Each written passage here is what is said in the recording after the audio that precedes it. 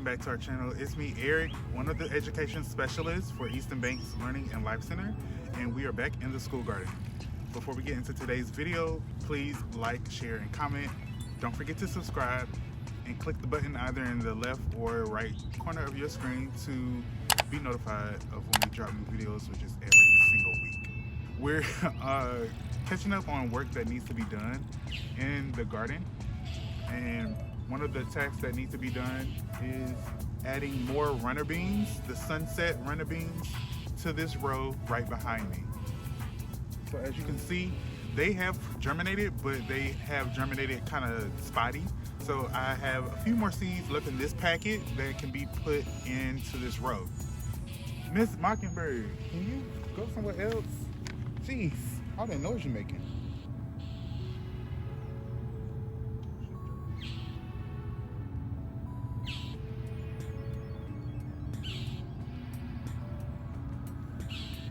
Yeah.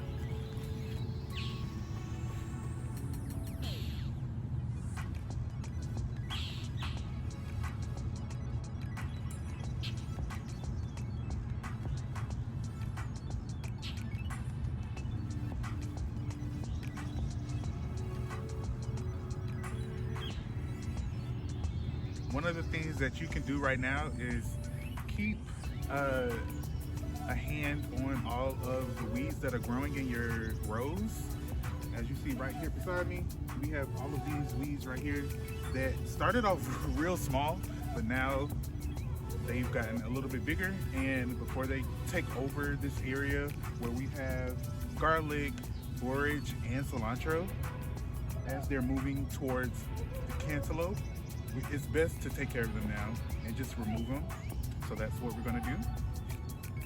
Once I get this glove on, and I probably won't be able to get all of them, but you want to get majority of them.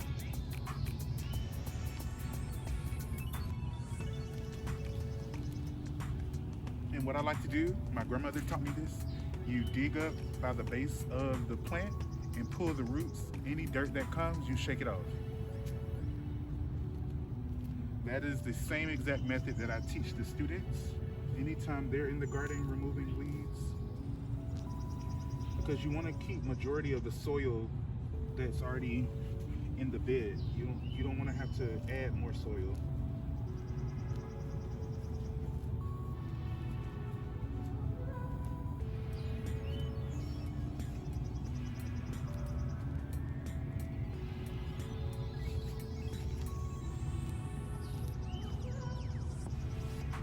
Put out a little onion,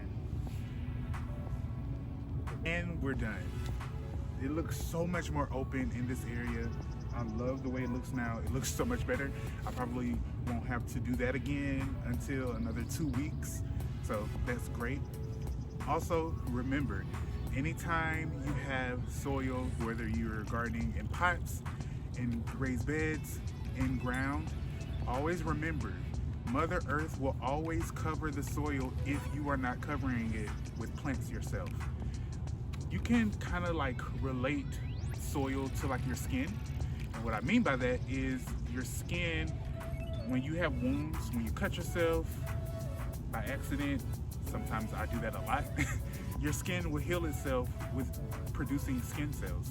And Mother Earth acts the same way. Anytime there's open soil, just like we have here, Mother Earth will cover it with grasses and different types of weeds.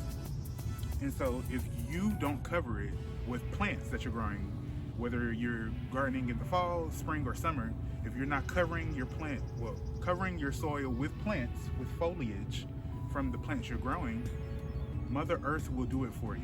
And so that's why it's great to always not overcrowd your garden space, but grow in a way where the foliage from your plants is covering the soil.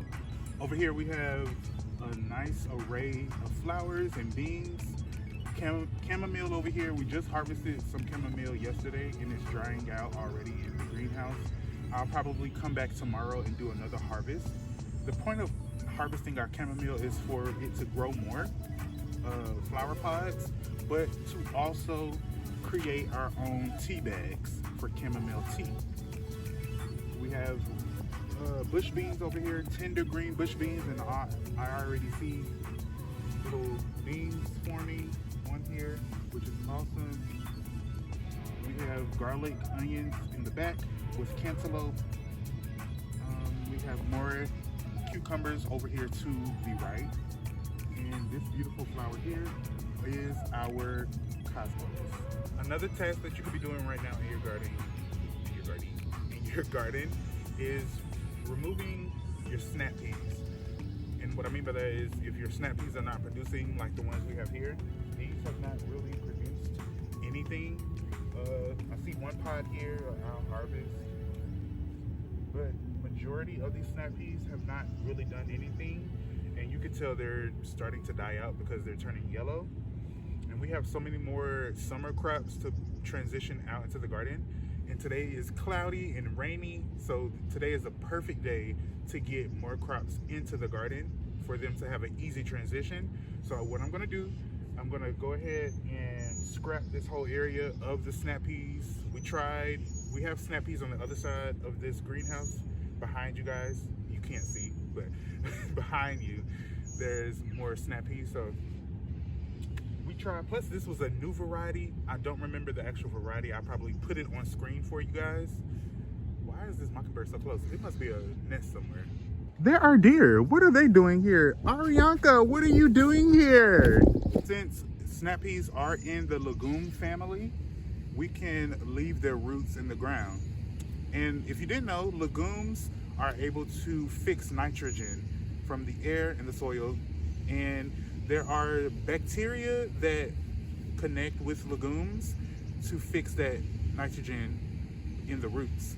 But the soil or other plants don't have access to that nitrogen that is stored at the base of the roots of the legume, because it won't be available until the following growing season. So what we're gonna do, we're just going to cut at the base of all the snap peas as the microorganisms decompose the organic matter, as the roly-polies and all the other bugs decompose the organic matter. That nitrogen will become available very soon. And in this area, we're gonna go ahead and put, we have about 10 eggplant starts that we can transplant into the garden. So we're gonna put them in this area, and this will be our little eggplant patch.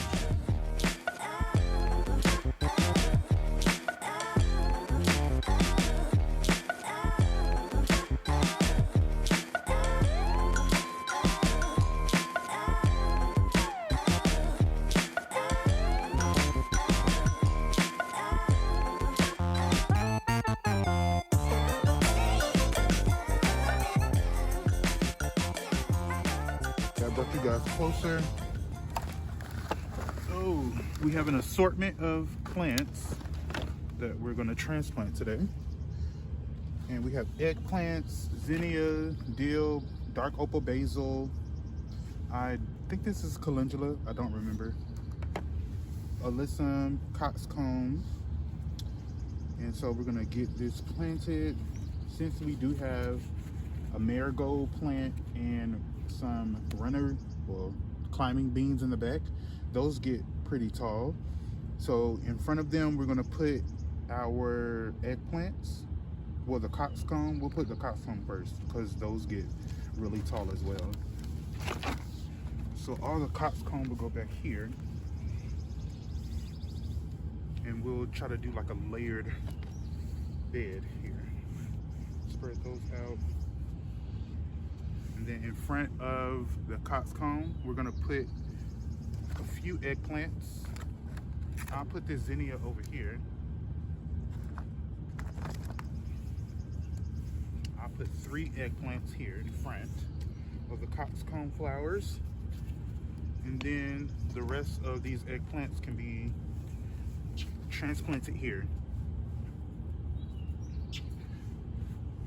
And then in front of the eggplants, we are going to put the alyssum, since that stays closer to the ground, and it'll be able to cover the soil, which will be perfect. These 2 pots will be put over here to the side, and then this basil, dark opal basil, we'll find a spot for it.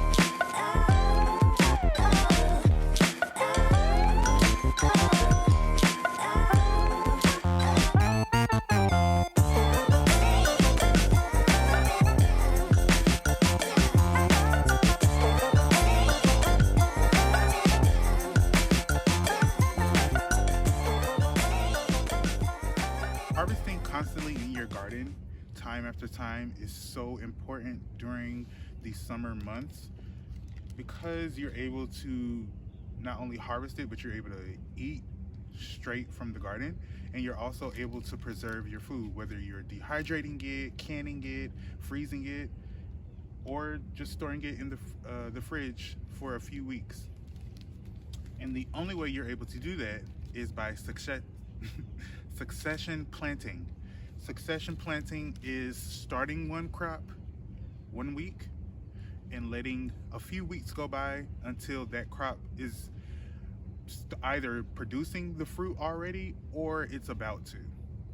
Once that happens, you go ahead and plant more of that same crop so that once the first go round is finished, you'll have a second round of harvest right behind it. And so that's why we're gonna go ahead and plant another round of beans right in this area. We have beans over, I don't know if you guys can see it on screen, but over to the left, we have beans already mature. They are already putting on their first flowers. So that is perfect. Once these germinate, we will already be, lost the seed. We'll already be harvesting from the first round of beans that we have. So these are our burpee stringless pod beans. I really like these. They grow really well, and I keep dropping them.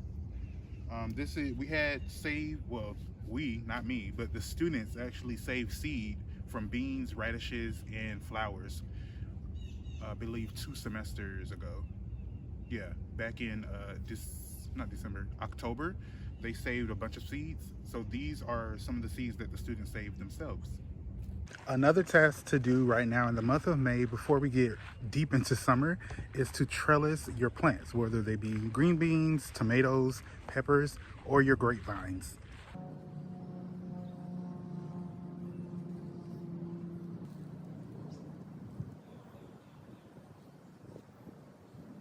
So what I'm doing right now is just providing extra support for the grapes, because right now they only have the wooden beams to hang on to and trellis around, but now they can have this twine to hold on to as an extra added support system.